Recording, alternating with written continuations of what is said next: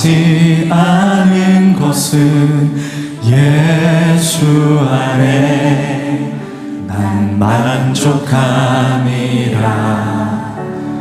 가난하여도 부족하지 않은 것은 예수 안에 오직 나는 부요함이라. 고난 중에도 견뎌낼 수 있는 것은 주의 계획 믿기 때문이니라. 실패하여도 일어설 수 있는 것은 예수 안에 오직 나는 승리함이라. 난 예수로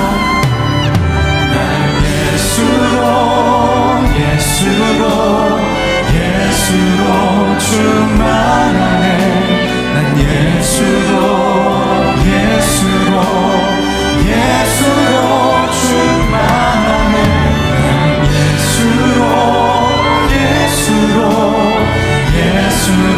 충만하네. 영원한 왕 내 안에 살아계시네.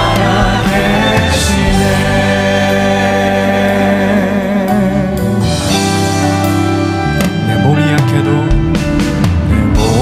약해도 낙심하지 않은 예수 안에 있을 때 우린 비로소 완전할 수 있습니다. 화려한 세상 미련 없는 방법 부럽지 않은 것은 난 예수로 충만하리라. 난 예수로 충만하네. 세상 모든 것들도 부럽지 않네. 난 예수로 충만하네. 영원한 왕 내 안에 살아계시네. 더 높은 목소리로 나는 예수로 충만합니다. 나는 예수로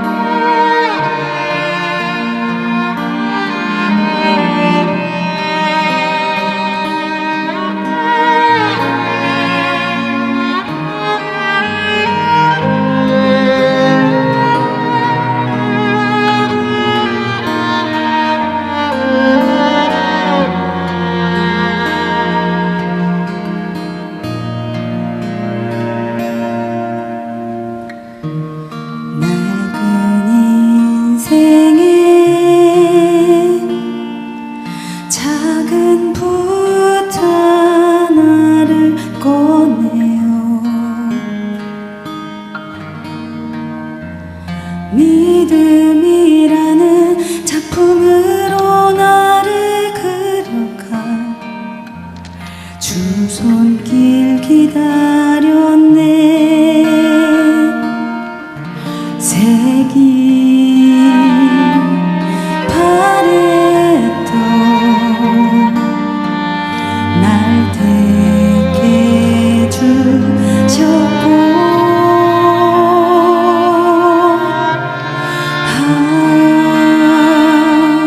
아버지 사랑에 물들어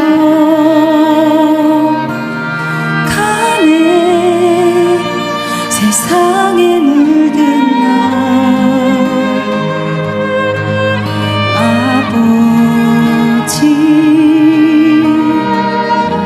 계획으로 다시 그려내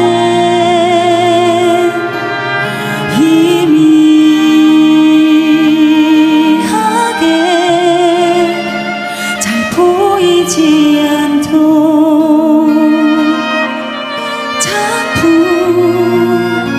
완성시키시네.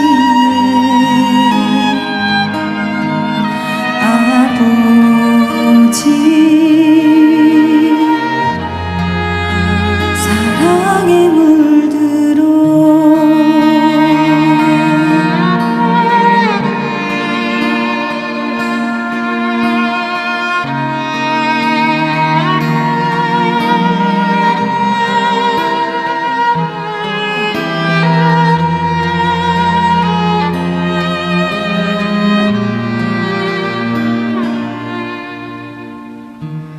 낡은 인생에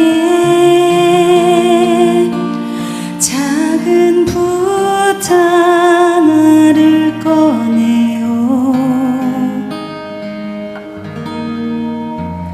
믿음이라는 작품으로 나를 그려가 주 손길 기다렸네.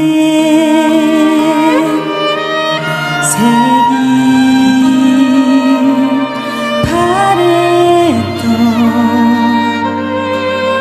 날 택해 주셨고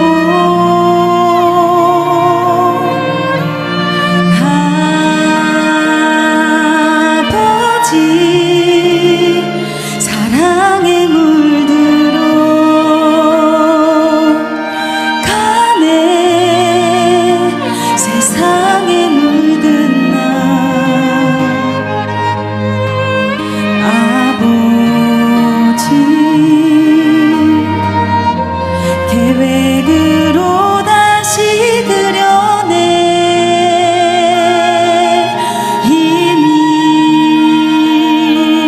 희미하게 잘 보이지 않던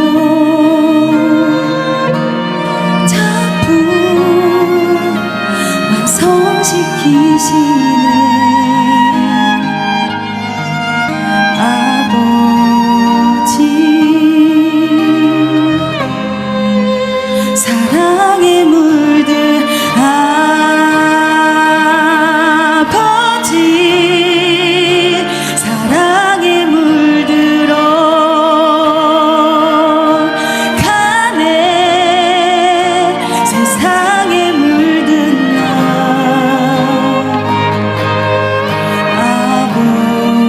아버지 계획으로 다시 그려내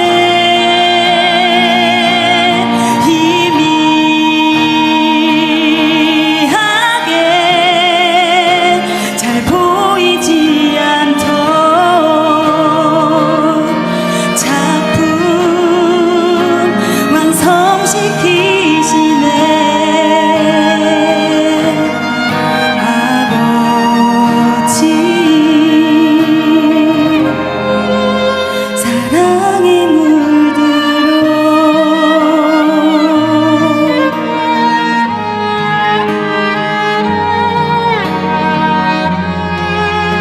사랑에 물들어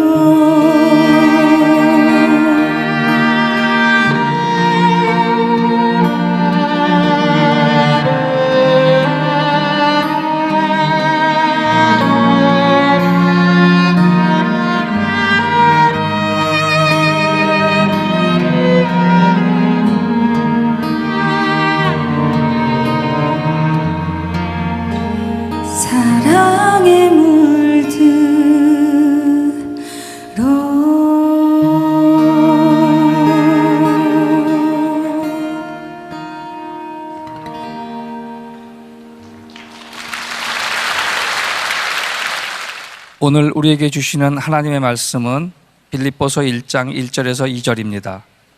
빌립보서 1장 1절에서 2절입니다. 그리스도 예수의 종 바울과 디모데는 그리스도 예수 안에서 빌립보에 사는 모든 성도와 또한 감독들과 집사들에게 편지하노니 하나님 우리 아버지와 주 예수 그리스도로부터 은혜와 평강이 너에게 있을지어다. 이는 살아계신 하나님의 말씀입니다. 아멘.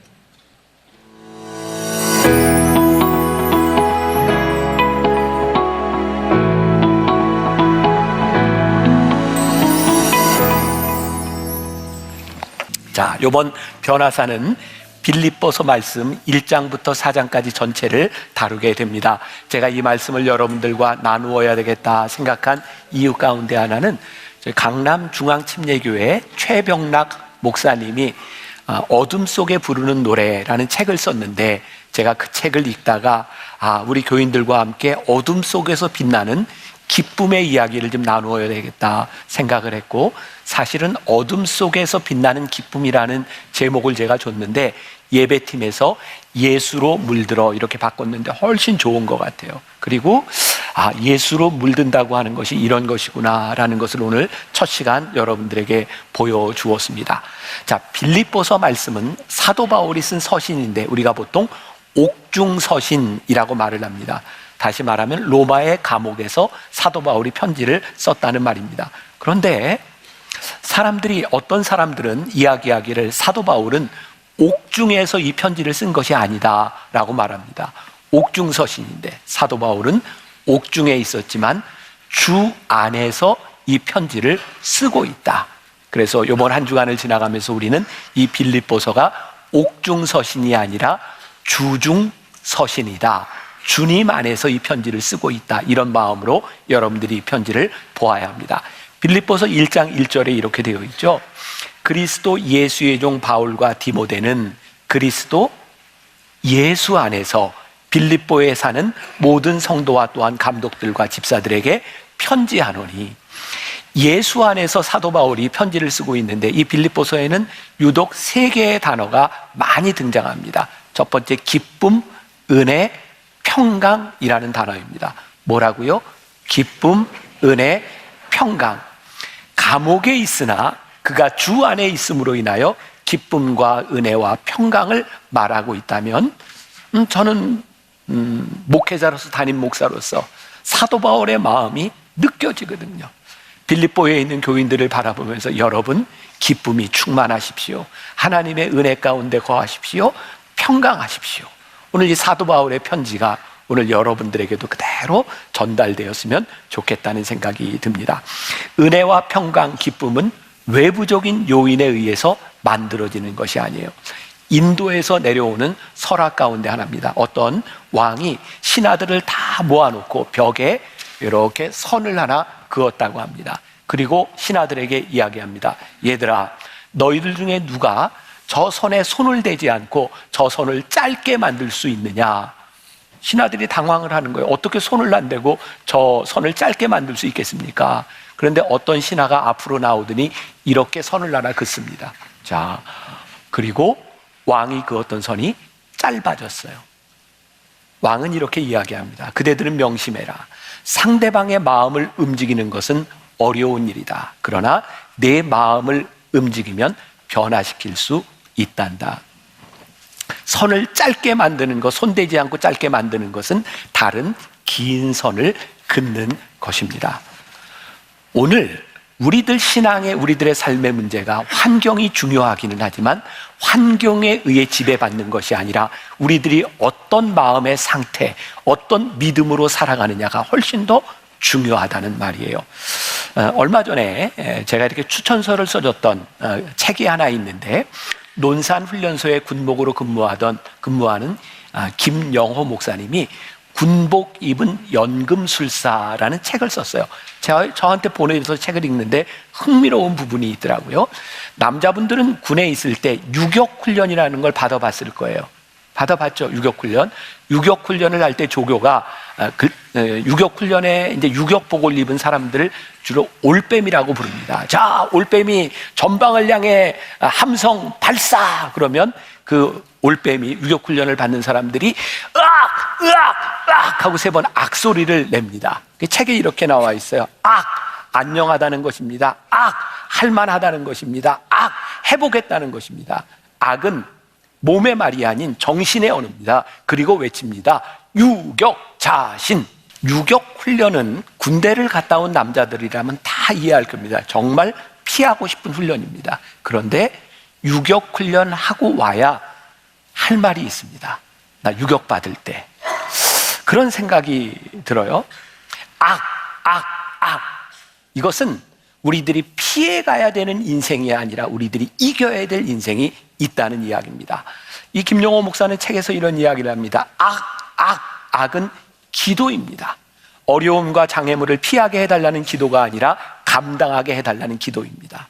또 이 악은 한자로 이런 기도입니다. 한번 이렇게 비교해서 볼까요? 기도, 그 다음에 기도는 어떤 일을 이루기 위해 계획을 세우거나 그 계획에 실현함을 꾀한다. 우리들의 인생에는요, 하고 싶은 일이 있고 해야만 되는 일들이 있습니다. 제가 청년들에게 종종 이런 얘기를 합니다. 얘들아, 너희들의 인생의 젊은 시절에 해야만 되는 일을 하면 하고 싶은 일을 할 때가 온단다. 그러나 하고 싶은 일을 먼저 하면 너희 인생에 해야만 되는 일을 놓칠 수가 있단다. 우리들의 해야만 되는 일, 머스트의 인생, 그것이 우리들이 원하는 원트로 바꾸어 가는 것, 이것이 삶의 지혜가 아닐까. 우리들에게 주어지는 은혜와 평강, 기쁨은 우리들이 피해가면서 얻을 수 있는 것이 아니라 우리의 인생이 어디에 있든지 무엇을 하든지 우리들이 이겨내면서 우리들이 고백할 수 있는 언어입니다. 저는 이번 변화산을 지나면서 여러분들의 심령 깊은 곳에서부터 그 기쁨, 하나님 우리들에게 주시는 평강, 그리고 은혜를 고백할 수 있는 그런 변화산이 되었으면 좋겠습니다. 이 기쁨의 이유를 사도 바울은 1장 4절부터 5절까지 해서 이렇게 말하고 있어요. 같이 한번 봉독합니다. 간구할 때마다 너희 무리를 위하여 기쁨으로 항상 간구함은 너희가 첫날부터 이제까지 복음을 위한 일에 참여하고 있기 때문이다. 사도 바울이 교인들, 빌립보 교인들에게 옥중서신을 보내고 있는데 그들을 보면서 야, 내 마음이 참 기쁘다. 기쁜 이유가 뭐냐면 너희들이 처음부터 지금까지 너희들이 복음의 일에 참여하고 있기 때문이구나. 오랜만에 만나는 사람이 있어요. 그 사람을 만났을 때 참 기쁜 게 뭐예요? 어쩜 너는 그렇게 변함이 없니? 어떤 관계 속에서 변함이 없는 것, 그건 우리들에게 큰 기쁨이에요. 우리를 슬프게 하는 것은 어느 날 변해버린 사람을 바라보는 거죠. 사도 바울의 기쁨이 있었어요. 여러분들이 복음 안에서 이렇게 변함이 없는 것, 그것이 나에게 참 큰 기쁨입니다. 첫날부터 이제까지 복음에서 너희가 교제함을 인함이라. 여기에서 중요한 말이에요. 교제한다는 말이에요. 성경에는 교제, 친교라고 하는 말이 많이 등장하는데 헬라어의 코이노니아라는 말입니다. 그런데요, 성경에서 이야기하는 이 교제라고 하는 것은 일반 세상 사람들이 나누는 교제하고는 다른 거예요. 그럼 세상에서 우리들이 누군가를 만날 때 우리들이 원하는 것을 즐기기 위해서 좋아하는 것을 위해 만나잖아요. 그런데 내가 좋아하는 것 때문에 모였지만 그것이 그렇게 늘 기쁨으로 존재하지 않고 틀어지는 경우들을 많이 봅니다. 오늘 사도 바울의 기쁨이 뭔지 아세요? 여러분들이 모여서 복음 안에서 교제하는 것이 기쁜 일입니다. 그리스도인들끼리 모여서 교제하는 것이 기쁜 일이 아니라 그리스도인들이 모여서 복음 안에서 교제하는 것이 기쁜 일입니다. 또 오늘 여러분들에게 그런 도전을 드릴 수 있을 것 같아요. 여러분들이 만나교회 교회 공동체 안에 모여 있는데 중요한 건 이 모임이 아니라는 거예요. 여러분들이 이 모임 안에서 어떤 교제를 하고 있는가, 그것이 중요하다는 거예요. 제 아내가 얼마 전에 헤어샵에 갔다 와서 참 이상하죠. 똑같은데 미장원에 갔다 왔다 그러면 좀 촌스럽고 헤어샵 하면 조금 있어 보여요. 그 헤어샵에 갔다 와서 저한테 이런 이야기를 하더라고요. 그 헤어샵의 그 주인이 제 아내 머리 이렇게 손질을 하면서 사모님, 만나교회는 어떻게 사모님 안티가 하나도 없어요? 굉장히 좋아서 하는 이야기입니다. 우리 집사람이 어쩜 사모님 안티가 하나도 없어요. 근데 저는 그 이야기를 듣는 순간 사람들이 미장원에 와서 참 남 얘기를 많이 하나 보다. 그리고 교인들은 와서 자기 교회 사모들에 대한 이야기를 많이 하나 보다. 그런 생각이 드는 거예요. 지금 헤어샵에서 머리를 하는 것, 그것이 중요한 것이 아니라 거기서 어떤 대화가 오고 가고 있는가. 작년인가 재작년인가 제가 로비에 이렇게 있는데 저희 교회 장로선교회 회장님이 저에게 지나가면서 이렇게 얘기를 했어요. 목사님, 올해 한 해 동안 우리 장로님들이 모여서 이런 그 선교를 했고요, 어려운 사람들 이렇게 도왔고요, 그런 얘기를 하는데 너무 기쁜 거예요. 저희 교회에는 다른 교회에서 장로로 이렇게 사역을 하다가 여러 가지 사정으로 인하여 저희 교회에 오신 분들이 꽤 많아요. 그래서 그분들끼리 모임을 제가 동행장로라 이렇게 모임을 만들었어요.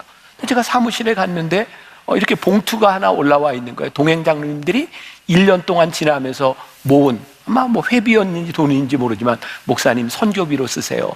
제가 그걸 받자마자 필리핀에 제가 선교사님들에게 이렇게 선물을 보내줬어요. 이런저런 모임들이 참 많이 있어요. 그런데 그 모임을 바라보며 기쁨이 있는 모임이 있고 그렇지 않은 모임이 있어요. 그런데 오늘 사도 바울이요, 빌립보서 1장 7절에서 또 이렇게 이야기를 하고 있는 거예요. 내가 너희 무리를 위하여 이와 같이 생각하는 것이 마땅하니 이는 너희가 내 마음에 있음이며 나의 매임과 복음을 변명함과 확정함에 너희가 다 나와 함께 은혜에 참여한 자가 됨이라. 사도 바울이 지금 감옥에 있어요. 사도 바울의 환경이 그렇게 좋지 않아요. 그리고 사도 바울이 편지를 쓰고 있는 이 빌립보라고 하는 지역은 당시 유럽의 관문으로 굉장히 번성한 도시였지만 거기에서 예수를 믿고 있는 사람들은 대부분이 가난한 사람들이었어요. 종이 있었어요. 노예들이 있었어요. 근데 사도 바울이 그들을 기뻐하고 감사할 수 있었던 이유는 어떤 경제적인 이유가 아니라는 거예요. 너희들이 나와 함께 은혜에 참여한 자가 되는 것, 너희들이 복음 안에서 은혜 가운데 살아가는 것, 그것이 나에게 기쁨이라고 말을 하고 있는 거예요. 빌립보서 1장 6절에 아주 유명한 말씀이 하나 나오고 있습니다. 너희 안에서 착한 일을 시작하신 이가 그리스도 예수의 날까지 이루실 줄을 우리가 확신하노라. 여기에서 착한 일은 뭘까? 문맥상 보면 복음 안에서 복음과 관계된 일, 그것을 착한 일이라고 이야기하고 있어요. 여러분들이 복음 안에서 여러분들이 시작한 그 일 하나님께서 끝까지 책임지실 것입니다. 그러면서 빌립보서 1장 12절에서 이렇게 이야기를 하고 있는데, 여러분 성경에 있는 분들은 펴세요. 형제들아, 내가 당한 일이 도리어 복음 전파의 진전이 된 줄을 너희가 알기를 원하노라. 오늘 지금 사도 바울이 이야기하고 있는 기쁨, 은혜, 이 모든 단어들이, 이 말들이 여기에 연결이 되어 있다. 형제들아, 내가 당한 일이 도리어. 저는 이 단어 하나가 너무 좋은 거예요. 도리어.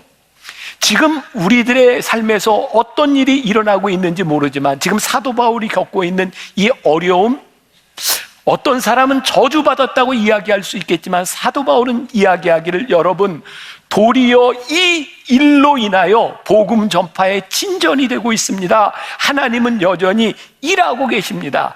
내가 지금 감옥에 갇혀 있는 것이 내 인생의 장애물이 아니라 하나님이 지금 내 인생의 간증거리를 만들어 주셨습니다. 저는 사도 바울 굉장히 좋아한다 그랬잖아요. 저는 사도 바울의 마음이 느껴지거든요. 교인들을 향해 이야기했던, 여러분, 지금 여러분들이 어떤 상황에 있는지 모르지만 하나님께서 여러분들의 인생의 장애물처럼 여기는 것을 하나님께서 여러분들의 인생의 간증거리로 만들어 주실 것입니다. 오늘 10시 예배를 마치고 나가는데 한 분이 저에게 인사를 했어요. 굉장히 좀 어려운 일을 당하고 있어요. 제가 두 분을 붙잡고 기도해서, 하나님, 이 일로 인하여 이들의 인생의 간증거리가 되게 하여 주옵소서. 도리어 우리 인생의 장애물을 간증거리로 바꾸시는 하나님의 은혜. 어제 새가족들 애찬을 하는 시간을 가졌어요. 제가 요즘은 새 가족들이 너무 많기 때문에 개인적으로 다 이야기를 못하고 혹시 질문할 사람 질문하세요 하는데 한 분이 저에게 이런 질문을 하더라고요. 목사님에게 40대가 주어진다면 목사님은 어떻게 사시겠어요? 제가 그런 질문을 목회자들에게도 종종 받습니다. 사람들이 궁금한가 봐요. 목사님이 젊으면, 젊음을 주어진다면, 오늘 여러분들에게 시간이 주어진다면 여러분들은 어떤 인생을 살겠습니까? 저는 한치의 주저함이 없이 이렇게 대답을 했어요. 저요?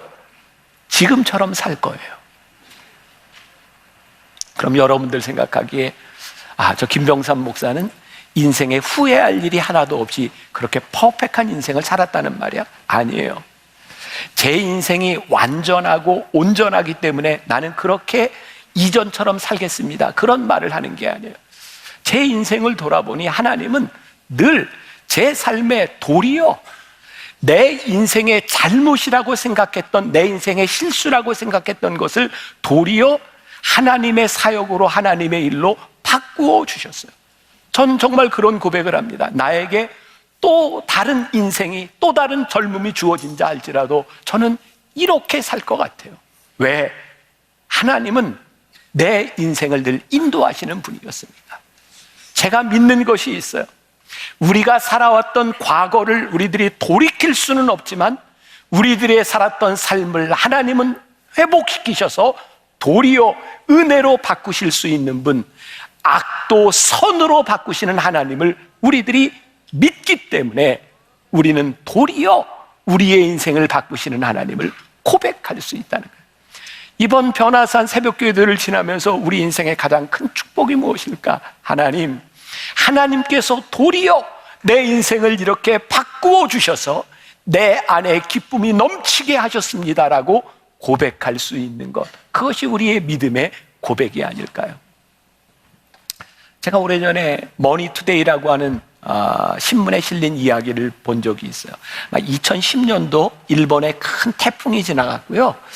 아오모리현, 거기에는 이게 사과가 유명한데 태풍이 지나가면서 이건 추수가 아니라 수확할 때가 된, 이해하세요. 저도 여러분들 나이 땐 총명했어요. 네, 이렇게 수확할 때가 된 사과가 다 떨어져 낙과가 됐고 몇 개 안 남은 거예요. 그 아오모리현에 있는 많은 사람들이 시리에 빠져 있을 때 한 농부가 기발한 아이디어를 내죠. 그 달려있는 사과를 백화점에 납품하면서 이 거센 태풍에도 떨어지지 않고 붙어 있었던 놀라운 사과, 그래서 수험생들에게 그 사과를 2배에서 3배 정도 비싸게 팔았답니다. 그게 이제 신문에 난 내용이에요. 여러분, 고3 수험생을 된 부모들 가정에서는 지금 금기가 몇 개 있죠. 아이들 시험 보기 전에 절대로 미역국을 먹지 않는다, 또 떨어진다는 말을 하지 않는다, 이런 금기어가 있어요. 근데 어떤 가정에서 식탁에서 밥을 먹는데 식탁에 있던 볼펜이 또르르 굴러가지고 식탁에서 딱 떨어지는데 아버지가, 야, 볼펜이, 이게 금기어인데 이게 볼펜이? 라고 하다가 볼펜이 땅에 붙었네 라고 대답을 했대요. 기발하잖아요.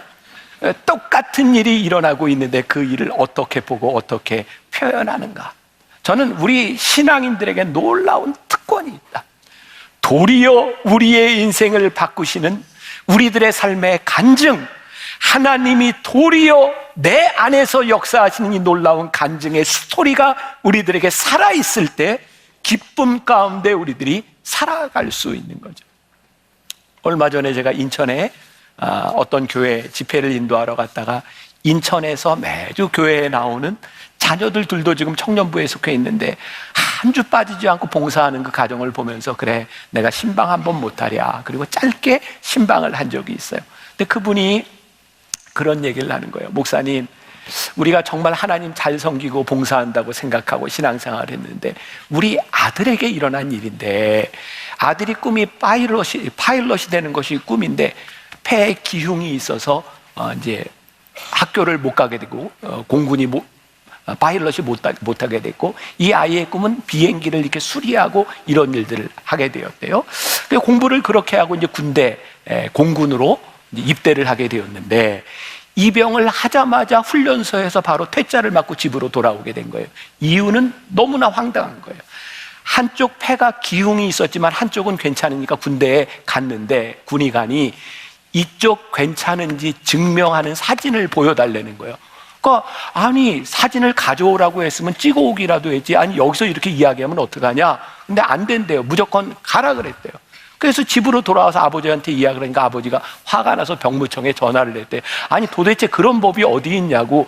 아픈 걸 뭐 찍어오라고 이러는 건 모르겠지만 건강한 걸 찍어오라고 말도 안 하고 어떻게 엑스레이를 가져오냐고. 병무청에서 가끔 그런 일이 있습니다. 그래서 그냥 억울하게 그 시간을 지나는데 화가 나더라는 거예요. 하나님, 우리 애가 이렇게 성실하게 신앙생활하고 이렇게 살아가는데 이 아이의 인생에 계획이 있는데 여기에서 이렇게 입영을 못하고 나면 이거 어떻게 해야 되는 겁니까? 그리고 일주일 후에 다시 군대를 가게 되었대요. 갔는데 이 아이가 배치받은 곳이 어디냐면 블랙 이글스라고 하는 팀인데, 여러분들 국군의 날 보면 비행기 막 이렇게 고개하고 이러는 거 있잖아요. 그 팀에 이 아이가 가게 된 거예요. 그러면서 그렇게 얘기를 하더래요. 한 달 전에 왔으면 여기에는 자리가 없었습니다. 근데 한 달 늦게 와서 그 자리가 생겨서 이 아이가 꿈에도 그리던 비행기 기계를 직접 만들어 볼 수 있는 그 일을 하게 된 거예요. 아버지가 그런 얘기를 하더라고요. 목사님, 저도 하나님께 원망을 했는데 우리 아들에게 하나님께서 놀라운 간증거리를 주셨어요. 하나님이 왜 그렇게 행하시는지 내가 이해할 수 없었는데 도리어 하나님은 그 일을 통하여 우리 아이에게 간증거리를 주셨어요. 여러분들 누군가는 우연이라고 이야기할지 몰라요. 뭐 그럴 수도 있지. 근데 저는요, 하나님께 부르심을 받은, 하나님 앞에 쓰임받는 인생은 지속적으로 우리들의 삶에 도리어의 역사가 일어나요. 와, 이 일을 통하여 도리어 하나님께서 우리를 이렇게 바꾸시는, 우리 안에 일어나는 하나님의 인도하심과 하나님의 사용하심이 우리들에게서 느껴지기 시작할 때, 우리들의 옆에 사명이 있는 것을 고백하기 시작할 때 우리들에게 기쁨이 있어요. 어제 또 우리 새가족 중에 한 분이 저에게 이런 질문을 하더래요. 목사님이 설교하고 교회 이렇게 예배 준비하고 하는 걸 보면 되게 힘들 것 같아요. 목사님 힘들지 않으세요? 제가 이렇게 대답했어요. 힘들어요. 어떻게 안 힘들겠어요? 아니, 변화산 새벽 기도회 한다고 막 이렇게 준비하고 이게 설교 준비 미리 해서 다 막 묵상집 만들고 이게 왜 힘들지 않겠어요? 근데 참 놀랍잖아요. 힘든 건 사실인데 하나님께서 이 일을 통해 저에게 주시는 기쁨이 있는 거예요. 저는 힘들지 않게 살다가 이 세상을 마감하고 싶지 않아요.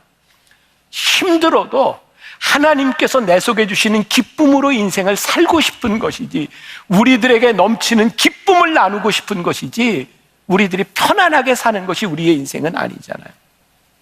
제가 오래전에 썼던 책이 하나 있습니다. 하나님을 미소 짓게 하는 이야기. 참, 제가 생각해도 어쩜 이렇게 제목을 잘 지었을까? 하나님을 미소 짓게 하는 이야기. 세 권 제가 시리즈로 냈는데, 하나님을 눈물 나게 하는 이야기, 하나님을 가슴 뛰게 하는 이야기. 너무 멋있지 않아요? 네, 제가 이 책이 하도 오래돼서 출판사에 서점에 없습니다. 절판돼서 제가 다시 내야 되겠다 생각하는데, 이 책에 제가 썼던 글 중에 하나요. 그 당시에 제가 신문을 보는데 어떤 조그만 아이가 네잎 클로바를 찾고 있는 거야. 그럼 네잎 클로바의 의미 뭔지 아시죠? 행운이라는 의미를 가지고 있어요. 뭐 이게 얼마나 사실인지 모르겠지만 네잎 클로바가 행운이라는 의미를 가지게 된 이유는, 전쟁터에서 어떤 사람이 밑에 네잎 클로바가 있는 걸 보고 신기해서 딱 죽는 순간에 총알이 샥 지나가서 그게 행운이다, 뭐 이런 얘기가 전해지고 있죠. 근데 본래 클로바는 새 잎입니다. 이 클로바의 이름의 의미는 뭔지 아세요? 행복이라는 의미입니다. 그러면서 그런 신문의 기사가 났던 거예요. 사람들은 자기 옆에 이렇게 널려 있는 행복을 찾지 않고 보이지 않는 행운을 찾아 헤매고 있다. 여러분, 기쁨은요, 우리들에게 있어요. 우리들의 삶이, 우리들의 사역이, 우리들의 인생을 하나님이 쓰시고 있음을 우리들이 발견할 때 내 옆에 기쁨이 있는 거예요. 자, 보세요. 사도 바울이 이런 이야기를 하고 있어요. 빌립보서 1장 13절. 그러므로 나의 매임이 뭐예요? 지금 감옥에 있는 거예요. 매임이 그리스도 안에서 모든 시위대 안과 그 밖의 모든 사람에게 나타났으니, 무슨 말이냐면 사도 바울이 지금 로마 감옥에 갇혀 있는데 사람들이 생각하기를 당신은 감옥에 갇혀 있으니 아무것도 할 수 없지 않습니까? 하나님이 왜 당신을 그 감옥에 던져 놓으셨을까요? 사도 바울이 보니까 어떤 일이 일어나고 있냐면, 당시 로마 왕궁을 지키는 시위대가 있었는데 역사 자료에 보면 한 10,000명 정도의 정예 군인들이 왕궁을 지키고 있었고, 그 중에 2,000명 정도는 감옥을 지키고 있었답니다. 사도 바울이 이야기합니다. 여러분, 나의 매임이 내가 지금 감옥 안에 있지 않으면 내가 만날 수 없는 로마의 정예 군인을 2,000명이나 하나님이 나에게 만나게 하셔서 그들에게 복음을 전할 수 있는 기회를 주셨습니다. 내가 길고 기고 날고 뛰어도 만날 수 없는 사람들을 하나님께서는 이 감옥에서 만나게 하셔서 복음을 전하게 하셨습니다. 그리고 사도 바울이 감옥에 있는 동안 초대교회에 어떤 일이 일어났는가? 사도 바울이 열심히 복음을 전하고 유명한 복음 전도자가 되니까 사도 바울을 시기하는 사람이 있었는데요. 어떤 일이 일어나냐면, 사도 바울이 감옥에 있는 동안 우리가 지금 두각을 나타내보자, 우리가 지금 리더가 되자, 그래서 열심히 복음을 전하는 사람이 생겨났고, 또 사도 바울이 감옥에 있는 동안 교인들 중에 우리의 리더인 목자인 사도 바울이 감옥에 갇혀 있으니 우리가 대신 열심히 복음을 전해야 되지 않겠는가? 그래서 두 파가 경쟁하듯이 복음을 전하니, 사도 바울이 혼자 복음을 전할 때보다 하나님께서 사도 바울을 매임으로 감옥에 두심을 인하여 복음이 더 빨리 전파되고 있으니 사도 바울이 그 기쁨을 사람들과 나누고 있는 거예요. 기쁨의 비결, 기쁨의 이유가 무엇인가? 빌립보서 1장 20절과 21절 같이 봅니다. 시작. 나의 간절한 기대와 소망을 따라 아무 일에든지 부끄러워하지 아니하고 지금도 전과 같이 온전히 담대하여 살든지 죽든지 내 몸에서 그리스도가 존귀하게 되게 하려 하나니, 이는 내가 사는 것이 그리스도니 죽는 것도 유익함이라. 지금 사도 바울이 기쁜 이유가 뭐예요? 이야, 하나님이 하시는 일이 너무 놀라워. 내가 사는 것도 그리스도를 위하여, 죽는 것도 내가 유익해. 여러분들의 삶과 죽음이 하나님 앞에서 유익함을 우리들이 믿을 수 있을 때, 우리들의 인생을 인도하시는 하나님의 손길을 우리들이 믿을 수 있을 때 우리들에게서 나타나는 기쁨.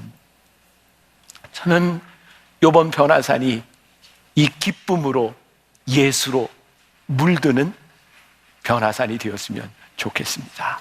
제가 이 설교 원고를 우리 묵상팀에 이렇게 전해주게 되었을 때 한 권사님이 이 설교문을 보고 그런 글을 보내주었어요. 사도 바울이 자신이 처한 상황에서 이러한 기쁨을 이야기하는데, 제가 오래전에 예수의 길이라는 헨리 나우엔의 책을 가지고 사순절 설교를 한 적이 있는데 거기에 그런 말이 나오는 거예요. 고난 가운데서 넘치는 기쁨, 슬픔 속의 기쁨. 슬픔 속의 기쁨, 이게 어떤 의미일까요? 예수님이 십자가를 지셨어요. 하나님 아버지의 마음이 얼마나 아프셨을까요? 예수님이 우리를 위해 죽으셨어요. 얼마나 슬픈 일일까요? 그런데 그 슬픔이 슬픔으로 끝나지 않고 부활의 기쁨을 우리들에게 주셨어요. 슬픔 속의 기쁨.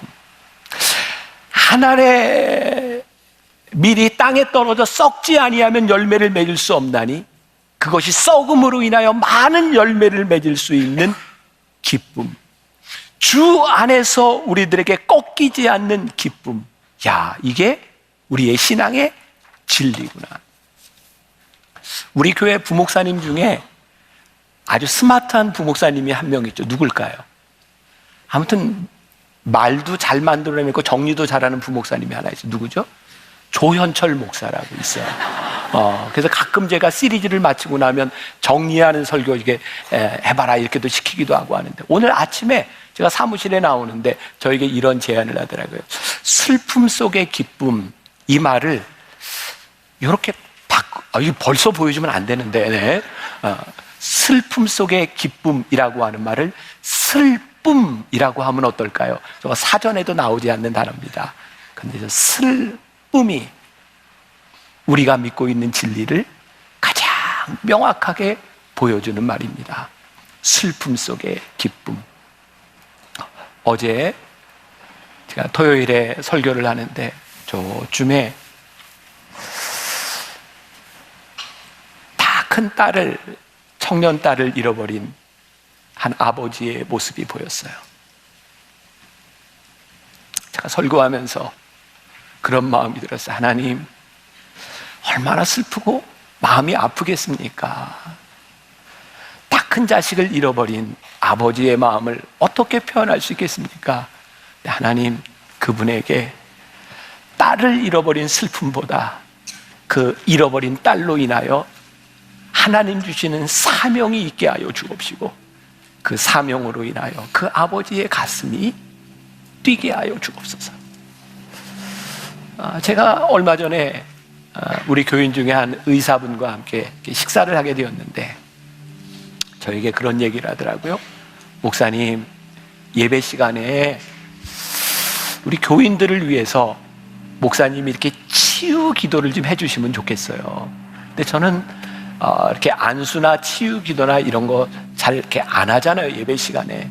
왜냐하면 저 스스로 제가 신유의 능력이 있는 것도 아니고 저는 또 이렇게 담임 목사가 손 얹어 기도하면 좀 나야 되는데 안 나면 제가 좀 민망하고 그래서 좀 제가 좀 이렇게 주저주저 하는 것 같아요. 근데 그분이 저에게 그런 얘기예요. 목사님, 제가 병원에서 환자들 이렇게 진료를 하다 보면 교인들이 많이 오는데 그렇게 아픈 사람이 많아요. 마음 아픈 교인들이 많고 약으로 치료되는 것이 아니라 하나님 말씀이 아니면 치료될 수 없는 사람들이 너무 많아요. 하나님이 저에게 그런 마음을 주셨어요. 그래, 하나님께서 우리들에게 주시는 치유와 하나님께서 우리들에게 주시는 기쁨, 그것은 내가 하는 일이 아니라 하나님이 하시는 일이니 우리 성도들의 환경, 어려움, 슬픔 가운데서 우리들에게 기쁨을 주시는 하나님의 은혜가 이 변화산을 통해서 우리의 예배를 통해서 회복되게 하여 주옵소서. 그래서 제가 그런 마음에 결심을 했어요. 하나님, 제가 하는 것이 아니라 하나님이 하시는 일이니 제가 가능하면 예배 시간에 주님의 이름으로 우리 성도들을 위하여 기도하려고 합니다. 사도 바울이 느꼈던 이 기쁨의 비결, 빌립보 교회 안에 있었던 그 기쁨의 비결, 내일부터 또 이제 구체적으로 하나하나 나누어 가겠지만 우리 안에 그 기쁨이 넘치기를 간절히 소원합니다. 오늘 여러분들의 삶의 한가운데서 여러분들을 쓰시는 도리어 우리의 인생을 바꾸시는 그 하나님의 은혜로 말미암아 여러분들 마음속에 주시는 기쁨이 회복될 수 있기를 주님의 이름으로 간절히 축원합니다. 우리 같이 충만 찬양할 때 이 찬양의 가사가 여러분들의 고백이 되었으면 좋겠습니다.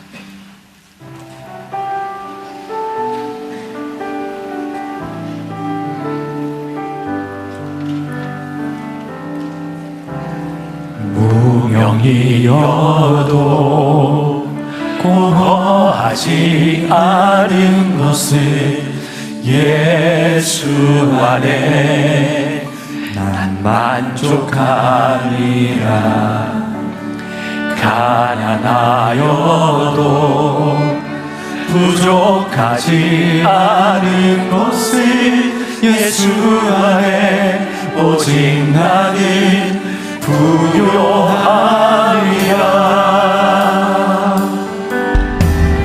고난 중에도 견뎌낼 수 있는 것은 주의 은혜 있기 때문이라. 실패하여도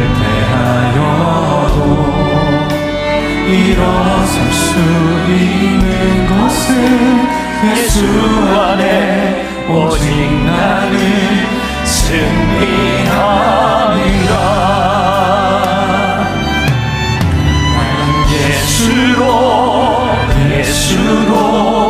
예수로 충만하네. 난 예수로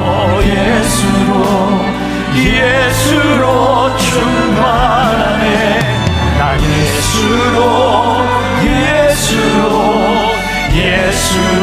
충만하네. 영원한 왕 내 안에 살아계시네. 내 몸이 약해도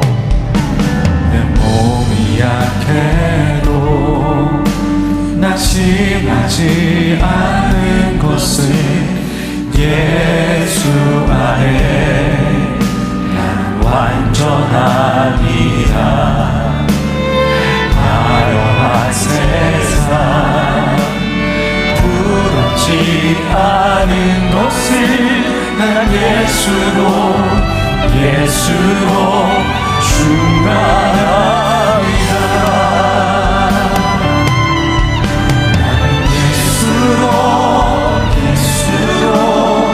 예수로 충만하네.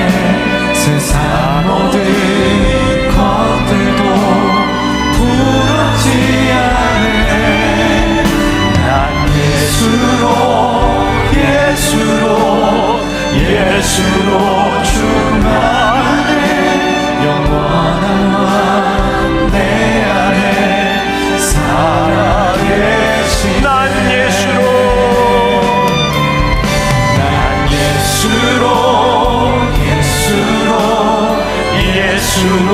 충만하네. 세상 모든 풍파도 두렵지 않네. 나는 예수로 충만하네. 영원한 왕 내 안에 살아계시네.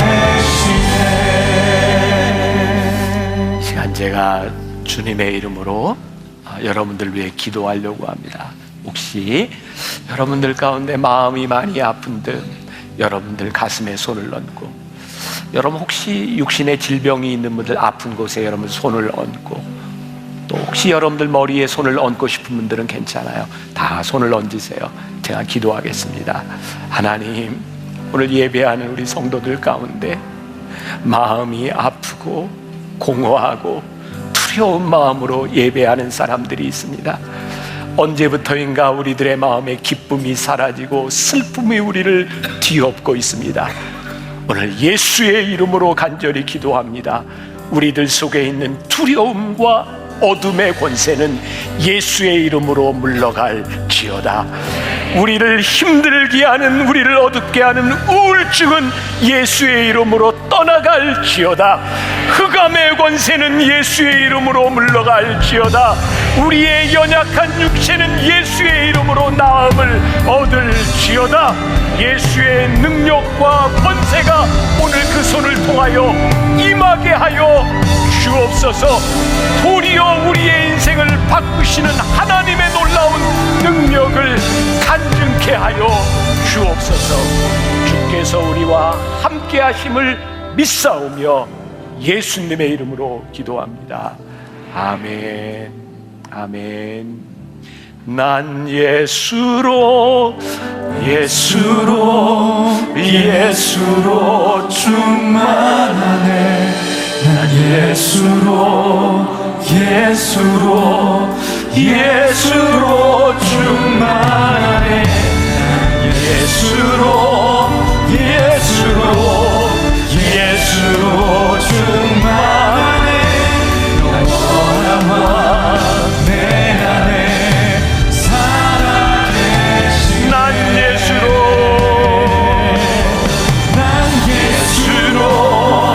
충만하네. 예수로 충만케 하소서. 예수로 충만케 하여 주옵소서.